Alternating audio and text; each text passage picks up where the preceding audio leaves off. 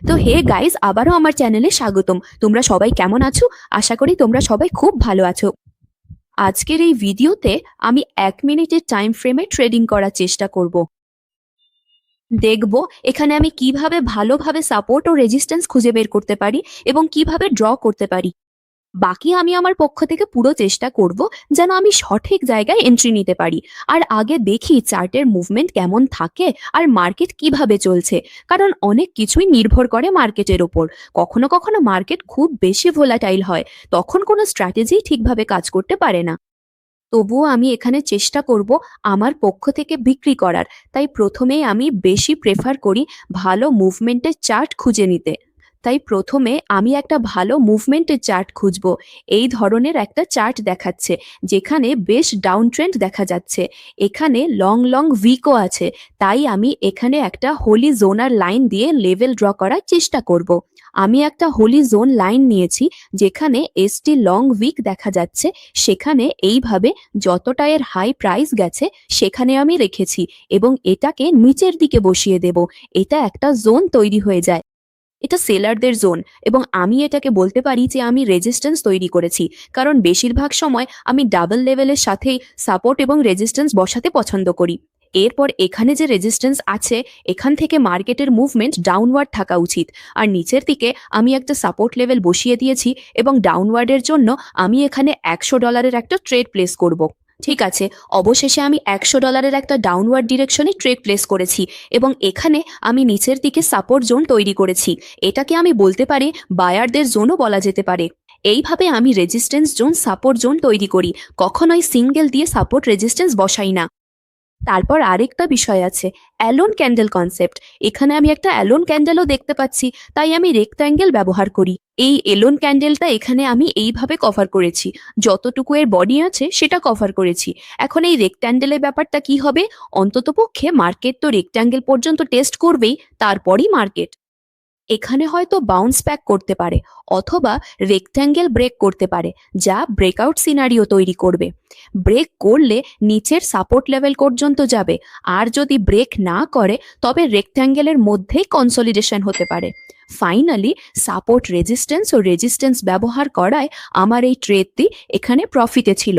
আমার এন্ট্রি এখানে বেশ ভালোই ছিল, আর আমি বলতে পারি এটা ছিল আমার একদম পারফেক্ট এন্ট্রি।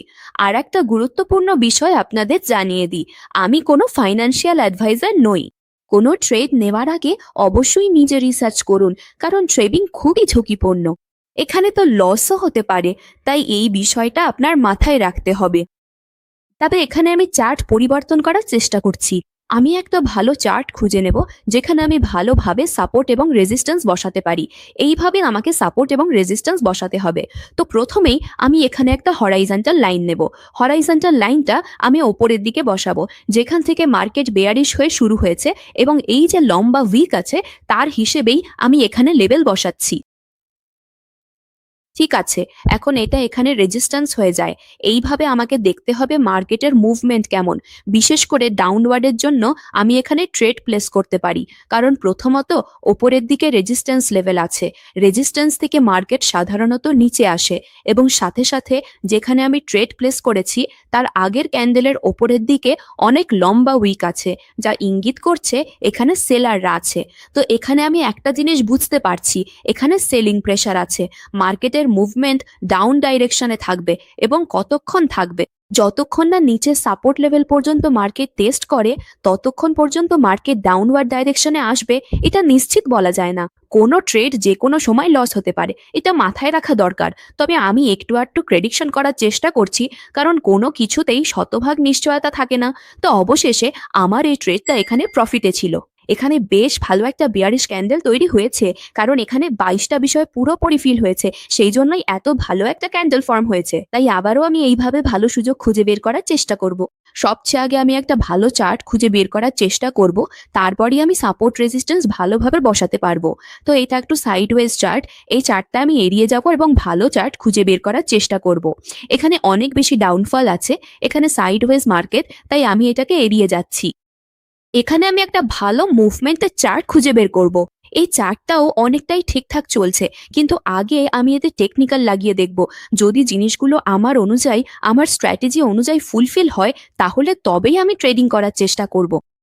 নিচের দিকে আমি এখানে সাপোর্ট লেভেল বসিয়েছি, যেখান থেকে মার্কেটটা বুলিশ হয়েছে, এবং এখানে আমি এইভাবে এটাকে বসিয়ে দেব যেটা লং উইক আছে তার হিসেব অনুযায়ী, আর ডাউনওয়ার্ডের জন্য আমি এখানে ট্রেড প্রেস করব। এখন এখানে একটা বেশ ভালো কনসেপ্ট আছে। আমি যে লেভেলটি এখানে বসিয়েছিলাম সেটা লং উইক অনুযায়ী ছিল, কারণ সেখানে নিচের দিকে সাপোর্ট লেভেল ছিল। কিন্তু আমি ডাউন ট্রেড নিয়েছি, কারণ প্রিভিয়াস ক্যান্ডেলের ওপরের উইকটি অনেক লম্বা, যা সেলিং প্রেশার নির্দেশ করছে। এই কারণেই আমি ডাউন ডাইরেকশনে ট্রেড দিয়েছি, এবং আমার মনে হয় ওয়ান টাইম ফ্রেমে প্রিভিয়াস ক্যান্ডেলের উইক দেখে পরের ক্যান্ডেলে সহজেই ট্রেড করা যেতে পারে। এটা আমার ব্যক্তিগত মতামত, বাকি নিশ্চয়তা কোনো কিছুতেই নেই যে এটা সবসময়ই হবে।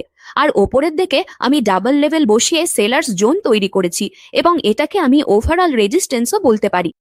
এবং মার্কেটের মুভমেন্টটা ডাউনওয়ার্ড, এখন নিচের যে সাপোর্ট লেভেল আছে সেখানে গিয়ে টেস্ট করার চেষ্টা করবে, এবং শেষ পর্যন্ত টেস্টও করেছে।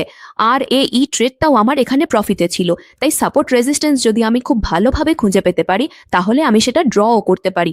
এরপর যদি আমি এন্ট্রি নিই, তবে সেটা বেশ ভালো ও পারফেক্ট হতে পারে। তবে শুধু সাপোর্ট রেজিস্ট্যান্স যথেষ্ট নয়, প্রাইস অ্যাকশনে 23টি আলাদা স্ট্র্যাটেজি আমাদের জানা দরকার। যেমন সাপোর্ট রেজিস্ট্যান্সের সাথে লং ক্যান্ডেল, চার্ট বা ক্যান্ডেলস্টিক প্যাটার্নের কনসেপ্টগুলো মাথায় রাখা জরুরি। এতে করে ট্রেডের অ্যাকিউরেসি বেশ ভালো থাকবে। তাই আমি আবারও হরাইজন্টাল লাইন দিয়ে সাপোর্ট রেজিস্ট্যান্স বসাবো, ওপরের লং উইকে যতটা হাই প্রাইস পর্যন্ত গিয়েছে। মার্কেট সেখানে পর্যন্ত গেছে, আমি সেখানে একটি লেভেল প্লেস করেছি। নিচের দিকে আমি সেই উইককে কভার করে একটি জোন তৈরি করেছি, তাহলে এটা পুরোপুরি হয়ে যায় রেজিস্ট্যান্স, অথবা আমি এটাকে সেলার জোনও বলতে পারি। এরপর এখানে আমি একটি লং ক্যান্ডেলও দেখতে পাচ্ছি, তাই আমি এখানে একটি বুলিশ অর্থাৎ সবুজ ক্যান্ডেলের জন্য ট্রেড প্রেস করেছি। এখানে যে লং ক্যান্ডেল আমি দেখেছি তার হিসেবেই আমি রেক্ট্যাঙ্গেল বসাবো এবং সেটাকে কভার করার চেষ্টা করব। তো এখানে যে রেক্ট্যাঙ্গেল নিয়েছি সেটা এইভাবে আমি এখানে প্লেস করছি। এটাকে কভার করতে হচ্ছে কারণ বেশিরভাগ সময় রেক্ট্যাঙ্গেলের মধ্যে কনসলিডেশন হয়। মার্কেট অবশ্যই আমাদের বিপরীত দিকে যেতে পারে, কিন্তু সেখানে একটা রিট্রেস ক্যান্ডেল তৈরি হতে পারে। রেক্ট্যাঙ্গেলের মধ্যে ট্রেড প্লেস করা এড়ানো উচিত। আমি এটা করেছি কারণ ওপরের রেজিস্ট্যান্স লেভেল আছে, মার্কেট অন্তত রেজিস্ট্যান্স লেভেল পর্যন্ত যাওয়ার চেষ্টা করবে এবং তারপর বাউন্স ব্যাক করতে পারে। এখানে আমি সবুজ ক্যান্ডেল বা বলা যায় বুলিশ ক্যান্ডেলের জন্য ট্রেড করেছি। ডাইরেকশনে একটু অপেক্ষা করব। এখানে এই ট্রেডটি প্রফিটে যাওয়া পর্যন্ত এবং বেশ ভালো বুলিশ মাদার ক্যান্ডেল এখানে তৈরি হয়েছে। অবশেষে আমার ট্রেডটিও এখানে প্রফিটে ছিল। ওকে, একটি জরুরি কথা আপনাদের জানিয়ে দিই।